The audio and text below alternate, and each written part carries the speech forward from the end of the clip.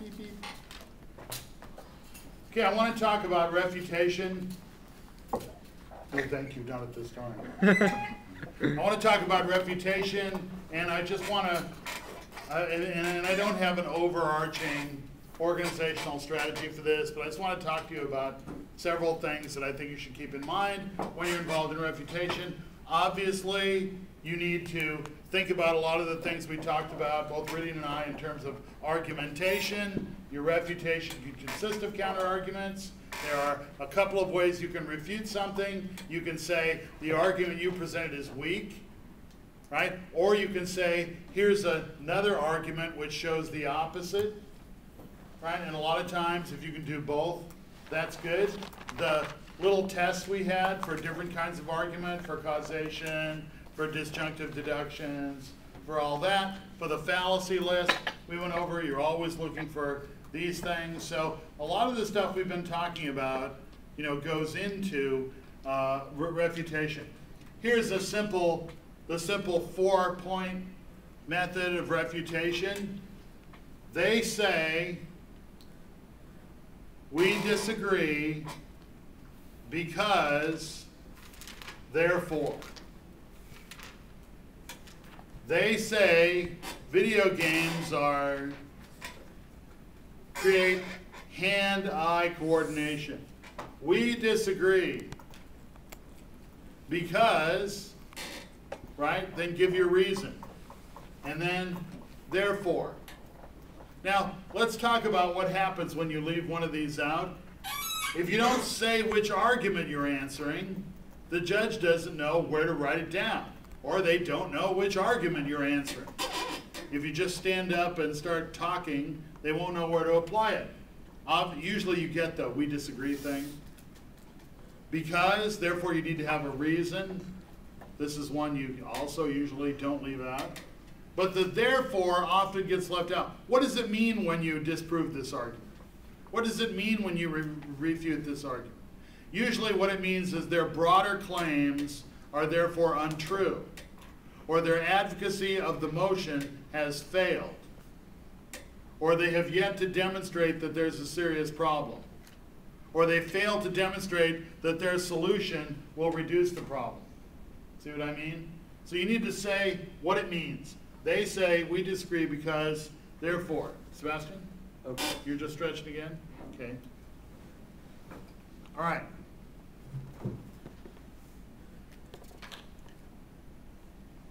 In no particular order. Try to be more offensive in your argumentation. Try to be more offensive. Now, by offensive, I don't mean disgusting, nasty, insulting. That's not what I mean. What I mean is in terms of scoring points. Okay? A defensive answer to an argument would be, okay, that's not such a big problem. Somebody says they're a problem, you say, oh no, it's not such a big problem. That's a defensive answer. How about this as an answer? This is an offensive answer. You make the problem worse. You make the problem worse. Now, it takes more creativity and it's a bit more difficult to do that, but it really helps. It's now not just a reason why what they're saying is not valid, it's a reason why you should win. Right? No, you think this is a problem? Dude, you make it worse. Explain why. Okay? And this becomes a reason why you win. You don't want your debate performance to be like Serie A. That's Italian football, where the big score is like 1-0. They're very defensive. Very, very defensive. And they, win 1-0 or 2-1 at the most. Right? Whereas in La Liga, the Spanish league, or in a lot of the South American leagues, they're more open scoring, right? So they try to put the ball in the net. You want to try to put the ball in the net. Now, there's a couple of different ways to do that, okay? You can either, and these arguments are called terms, where you take the argument that's turned towards you and you turn it back on them, right? Have you heard the phrase, turn the tables? You know where it comes from? No, French Revolution. It used to be that the local aristocrat would go to the tavern and hold a court of law, the local magistrate, and they would bring people accused of things, and he would judge them off of their heads, 1,000 lashes, whatever, right? Then after the French Revolution, guess what? The peasants were sitting behind the table, making the judgment, right? And they're the ones who said to the aristocrat, off with your head, big boy, right? And so this is what turns the table means, okay? So these are called turns. They make the arguments offensive. There are two different kinds of turns. There are link turns and there are impact turns. Link turns and impact turns. A link turn is where you say the causality that you have identified is actually reversed. You don't save money, you waste money. You don't pacify China, you make them more angry. You don't help children learn more, you hurt their learning. See what I mean? That's where you just change. You all agree learning is good, so you reverse the causality. You got that? Okay. The other one is a bit more risky and a bit more difficult. That's called an impact turn. An impact turn. That's where you say, oh, that thing that you think is bad is actually good. Okay? Most politicians will say we need economic growth. Economic growth good. We need it. Could you in fact say that economic growth is not good? Depends on, well, I guess in some ways you could say it's not. Yeah? Doesn't necessarily lead to a general well-being of all. Doesn't increase well-being. It might just go towards heightening the gap between the rich and the poor. It might be not sustainable. It might be not sustainable. It might might be environmentally destructive. It might be violating workers' rights and Okay. paying less than the minimum It wage. might Did you ever be ask yourself why? overinflated. Go ahead. It might be overinflated. Yeah. Did you ever ask yourself why the suicide rate is higher among the rich?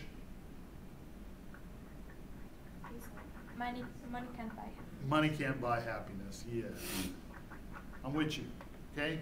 Now, this is a little harder to explain, right? Because sometimes you have to change their mindset. So whenever possible, use link terms. Okay? Here's some organizational thoughts about how to organize. First of all, you got that. Okay? When you go to refute things the other team has said, don't refute their major points. Sometimes you guys pick some, oh, I know something about this little argument. Okay, I'm going to talk about that. It's not a relevant point. It's not important. Attack their important points, not something that you, oh, okay, I got something to say finally.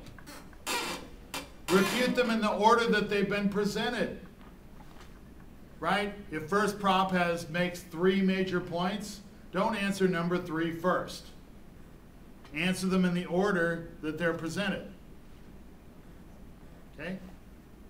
If you have, okay, did I lose you? No, I'm a bit confused because yesterday we She said should review the last issue discussed first. and work like backwards Okay. chronologically. I think because of the third member of the opposition, the third member of the opposition rebutted the first speech of the proposition before she rebutted the second speech. And didn't get there? Yeah, she got there, but the points of the first one had already been rebutted. So I'm saying rebut the points that haven't been rebutted yet. Yeah. Pretty much I'm talking about the speech in front of you. Right? If there's a speech in front of you, rebut things in the way they're presented. You wouldn't necessarily go back to number 1. Okay, thank you for clarifying that. If you have more than one argument, don't be afraid to have more than one argument. Right? If they say video games lead to violence, don't just have one argument, have 2 or 3. Why you don't think, but number them. Number them. Anytime you have more than one argument answering something, number it. Right? First, blah, blah, blah, blah, blah. Second, blah, blah, blah. Third, blah, blah, blah. This will make it easier for the judge to understand that these are separate arguments. Instead of, yeah, that's not true, dribble, dribble, drabble, drool, dribble. right? There might have been 3 arguments there, but they won't know that, okay? So try to number your arguments. Don't repeat your arguments. Don't repeat your arguments. Sometimes, you know, we just have this one argument, and so we keep using it, and I repeat it over and over again. I've also seen debaters who make the same argument at 3 or 4 different places, right, in notes. If you're going to say something, say it all together in one spot. Say it completely, and then move on. And besides, this is communism, and don't forget, this is communism, and it also might be socialism or collectivism. Marx would like this, okay? Don't be afraid to agree sometimes. Don't be afraid to agree sometimes. Don't be the automatic no machine. This is not like Monty Python's The Argument Clinic, right? Where you disagree with everything they say. I mean, here's an example, okay? I don't know if you're familiar with, I mean, some things are just bad, right? You know, like child abuse. You know, hit them a few times is good for them, right? Spare the rod and spoil a child, right? Or like female circumcision. I mean, some things are just nasty and bad. Don't say, hey, that's not so bad. What's wrong with you? Right? Don't be afraid. But then you need to locate the area of disagreement. We all agree that child abuse is bad. The question is, what's the most effective way to reduce it? And that's what today's debate's about. Don't feel that you have to automatically disagree with everything. If you feel uncomfortable about disputing, you know, child abuse is not so bad. They rarely kill them or maim them seriously, permanently. Right? Don't be afraid to agree with some things, but then make sure to say, we can all agree that child abuse is bad. The question is, what's the best way to reduce child abuse? And that's what we're going to focus this debate on. Okay? All right. Utilize challenges. Now we're with some specific techniques for attacking the other team's stuff. Utilize challenge. A challenge is an argument that says that is where a refutation technique where you say that your argument is inadequate and incomplete. Your argument is inadequate and incomplete. Okay? And here's how you would do that. You would say, this argument that they've made is inadequate and incomplete. First, you specify the lacking element. They can't give any example of where this has ever been done effectively. Right? Then you would explain why that's important. Right? If they have no proof that this system will ever work, how can they claim that it's going to be effective? Okay? First, some logical inadequacy. They don't have evidence. Their evidence is dated. It's a bad example. Right? Some challenge. There's no empirical information. There's, you know, you identify the inadequacy, and then you say why that's important. Okay? Next thing I want to talk about is indicting their forms of support. Their forms of support. Their evidence, examples, statistics, whatever. Okay? Several things to keep in mind if you're indicting their forms of support. Match their support or their evidence with their claim. Is their claim really proven by that example or by that statistic?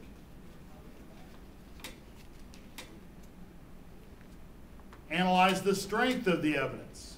Does the strength of the evidence indicate that it might not happen, or it may not happen, or it definitely never happens, or, you know, a claim that says, you know, every institution that does X fails is a lot stronger than one that says sometimes institutions that do X fail.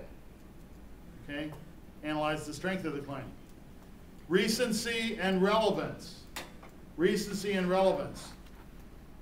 Well, we see that the Roman Empire got overextended and couldn't hold itself together, so certainly the American Empire will fail as well.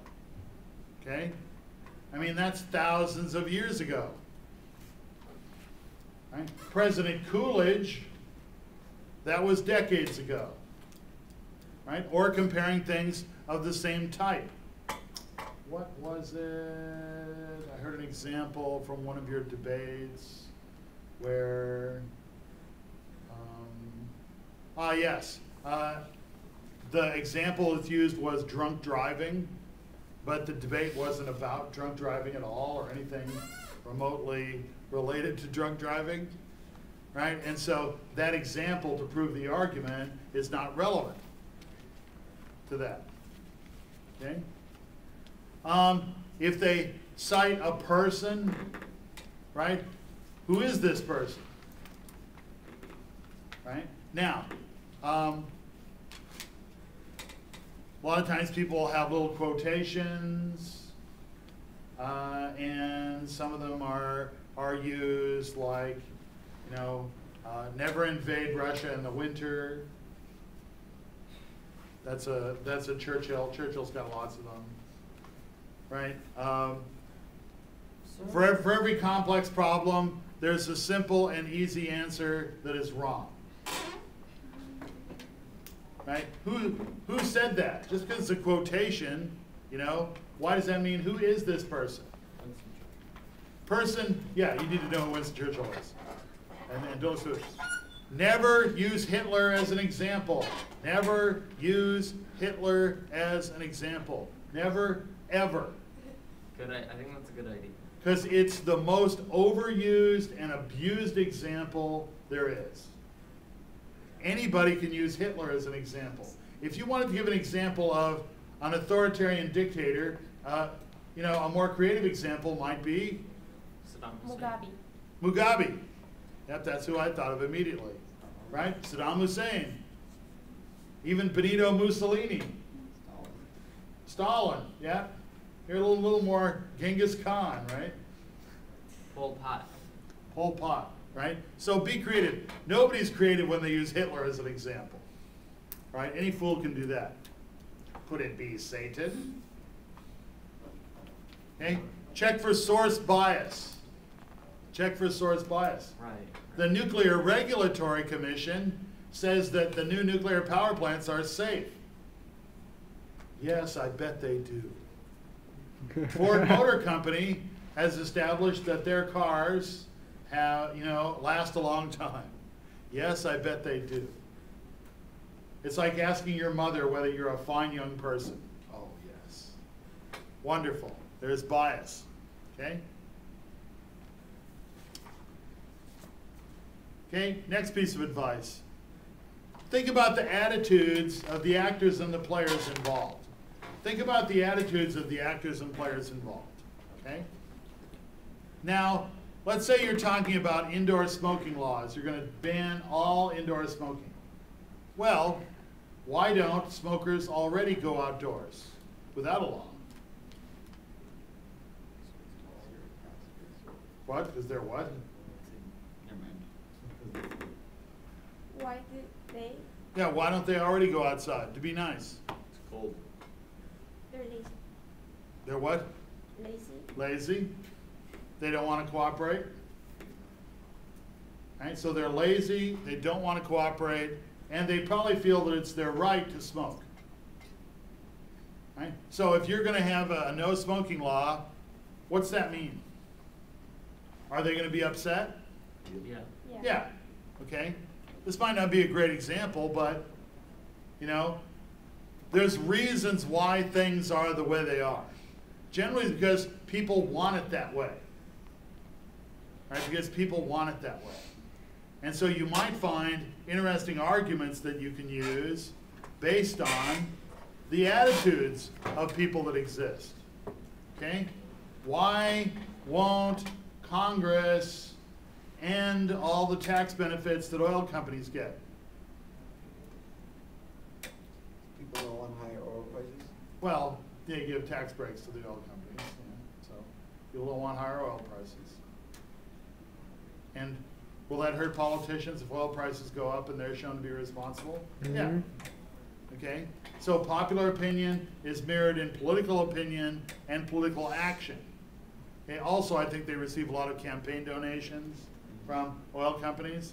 Okay? So, if Congress is highly motivated to be nice to oil companies, and the proposition team says we should do away with these tax benefits of oil companies, what might happen?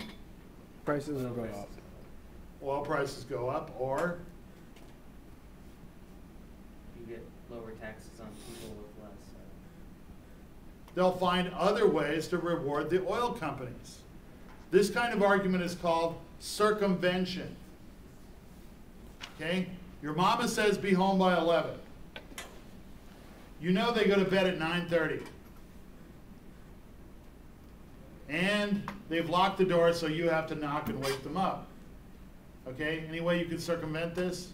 Take a key when you leave. Take a key when you leave? Out of the window. Climb in the window? Don't come back. Don't come back at all.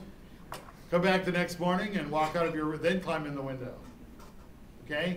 So this circumvention, if people have the motive to get around what it is that's being proposed and the mechanism to do it, then they will. They want to and they can. Okay? Congress wants to help the oil companies? Fine. They'll just create a new tax credit for oil companies somewhere else. Right? And nothing will change. Right? This happens all the time. Okay. Let's talk next about when teams say that something's important. Something's important. Claims of impact. Okay? You know, that there'll be a war. Or people will lose their rights. First thing you need to do is demand a scenario. Right? Okay. Who goes to war with who? And why is it bad? It'll cause a war. Yeah? Between who? Right? And why would they do that? Right? Tell the story. The claim's not enough. Force them to tell a story about why it's important. Okay? Now, there are two kinds of impact claims. Qualitative and quantitative. Qualitative claims are claims about principle, moral, philosophy, stuff like that. Okay? Let's take freedom of speech. And freedom of speech is supposedly a good thing, right?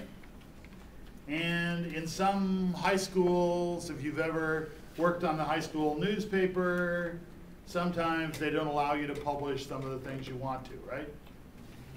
Like, you know, principal is a loser, or criticism of something about the school mascot or whatever. And so high school newspapers tend to get censored sometimes. Okay? And this can be thought of as a violation of freedom of speech, right? Okay? Now, violation of freedom of speech. God, that sounds important, right? Big, important. But you have to ask some questions, right? And you actually make counter arguments, right? This impacts very few people. How many student editors do you think get censored every year? Maybe like 5 or 10. Yeah, 5 or 10 in the whole country, right? Is that the same as we're losing our freedom of speech? No, of course not. Right? This just happened to a small number of people. Now, does that mean it's okay? No, but it's a way of refuting it. It's not as important. They'll just say freedom of speech is at stake. Yeah, for like 4 people. Okay? Dispute the amount that principle is infringed. The amount that principle is infringed. Now, let's take our 5 high school editors, right? Did they lose their freedom of speech totally? Not necessarily. No. I mean, they could still say it, but they couldn't publish it in the newspaper. They could go to the local newspaper and say, yeah, our newspaper is being censored. They could complain to their parents, right? You could still talk about it. I mean, if you don't publish that the principal's a loser, does that mean nobody says principal's a loser? Right? No. The free speech still happens. You may lose it in that one publication one time, but you don't lose freedom of speech. Here's what happened with all these principle philosophy things. A team will show a little tiny invasion, but they'll claim the whole thing. Freedom of speech is threatened. No. Freedom of speech for 5 people is threatened in a specific newspaper paid for by the school. They still have freedom of speech, just not in that specific instance. Okay? Next, you can show that people don't care. People don't care. Values and principles are important if people care about them. Okay? The gap between the rich and poor is bad. Okay? Do people really care about that? Poor people do. Rich people don't. People in the middle may not. Let's think about it a different way. Okay? 20 years ago, if you were married and you were unfaithful to your spouse, messed around with somebody else, and you told them, probably that was the end of your marriage, right? They found out, that would probably be the end, 50 years ago. Are things different now? Yep. Yeah, right. Hillary showed the way, right? Oh, okay, I'll forgive you, I'll take it back. Okay, so that people, that these values are no longer preferred. Privacy. Okay? Privacy at one point was very important value, but now people, people come to the door taking polls. How many times this week have you had sex? And you tell them, and people are much more open now than they have been. Some values are no longer preferred. Okay? One example of privacy, a number of new restrooms are being built as unisex restrooms. Right? 20 years ago, that was, what? I can't void myself in the same room as a person from another gender. Right? But now, many of the restrooms, the new ones at the university, for example, are unisex. People don't care about that as much. It's not as big a deal. Show that people care. Some values trade off with other values. Privacy, right? When you get more of one, you get less of another. When you get more privacy, you get less Security. No, you get more Oh, yes. openness, right to know. Right? If you have more right to know about other people, then you have less privacy. See what I mean? Right? And so some values trade off with others.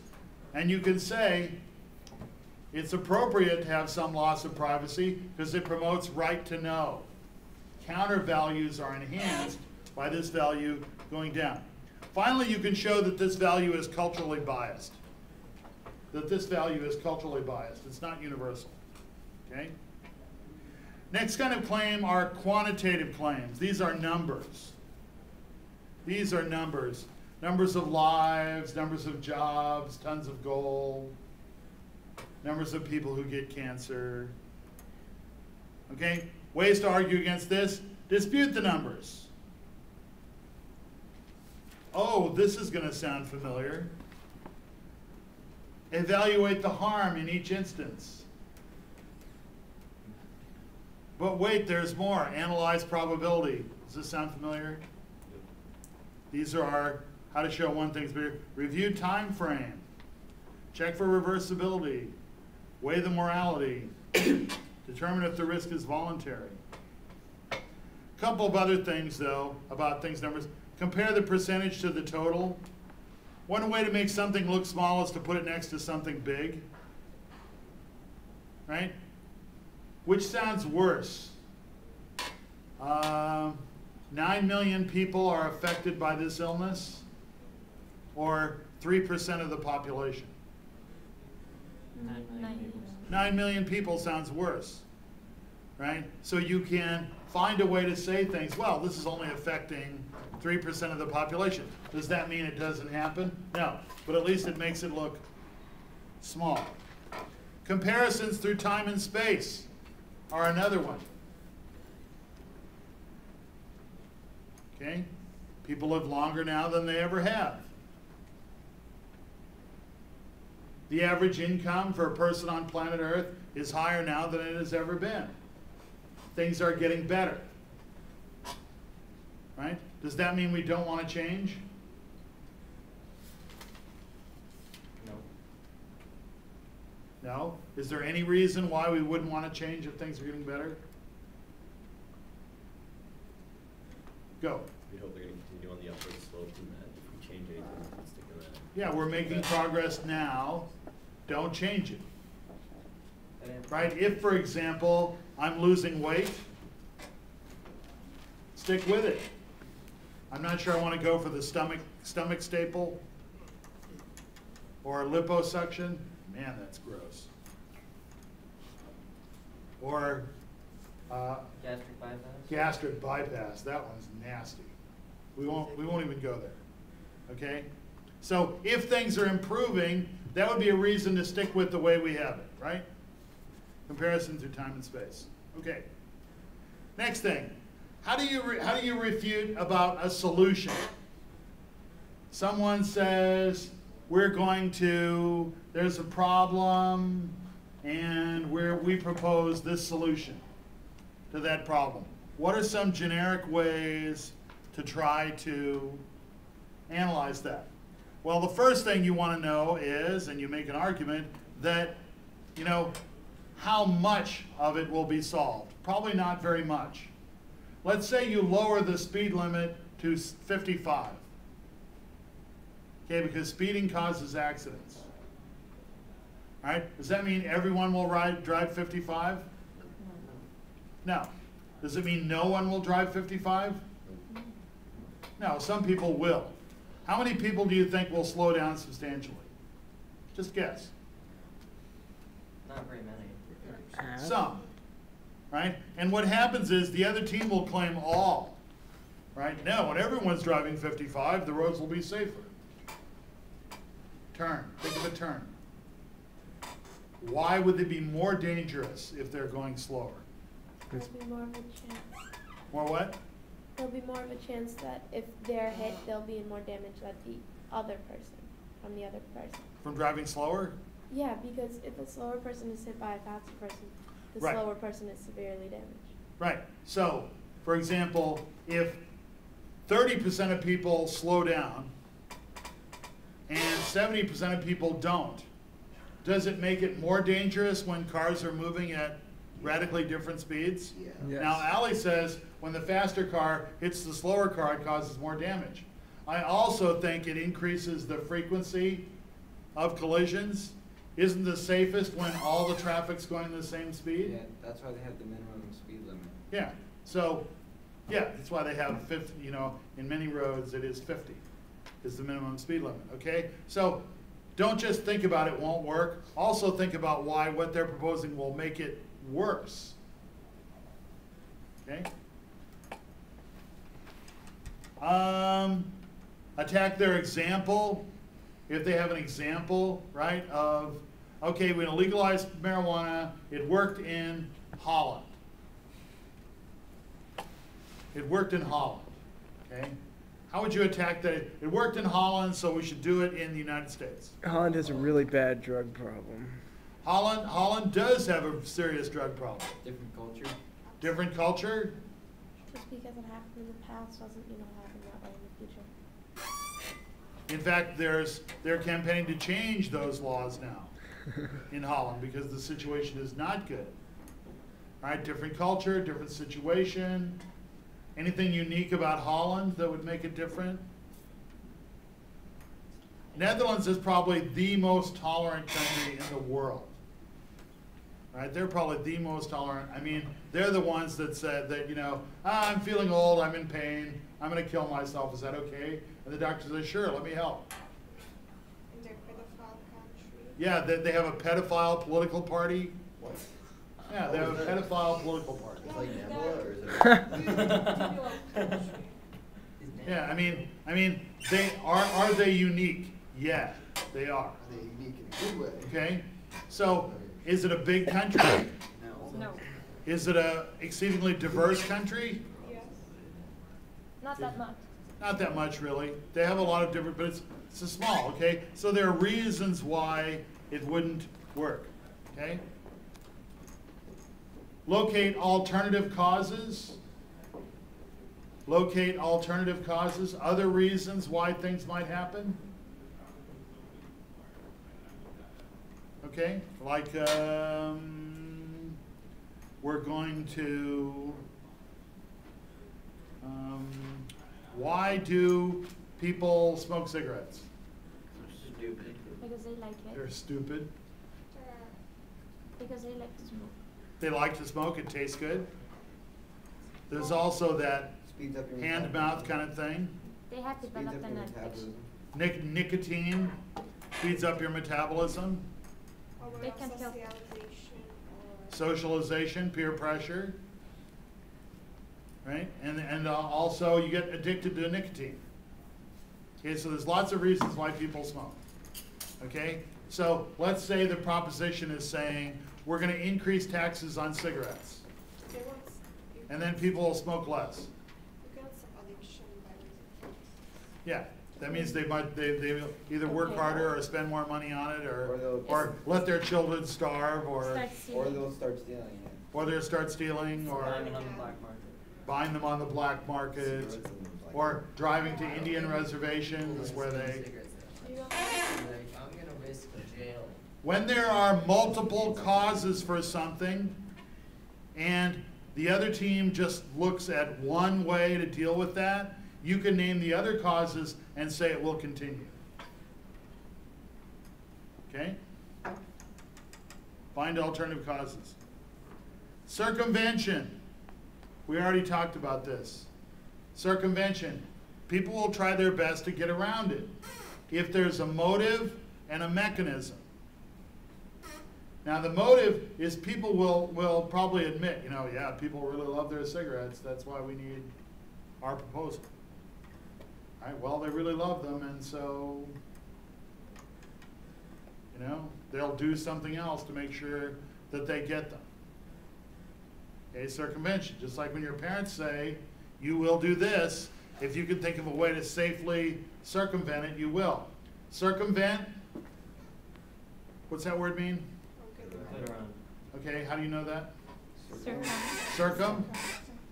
Right, that's a circle. All right, okay, very good. You guys are doing all right with words. Okay, so those are just some simple things to keep in mind for refutation. 4-point model. Don't be afraid to be offensive, right? Think of how to make your arguments offensive and less defensive, right? Make big things look small. Indict their examples, forms of support, evidence. And explain why their stuff won't work. Why their solutions will not work. And then you should be okay.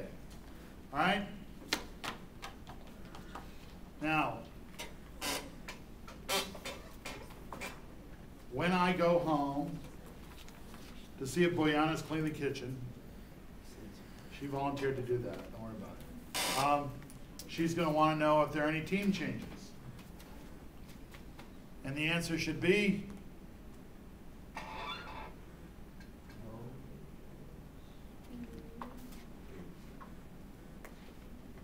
right?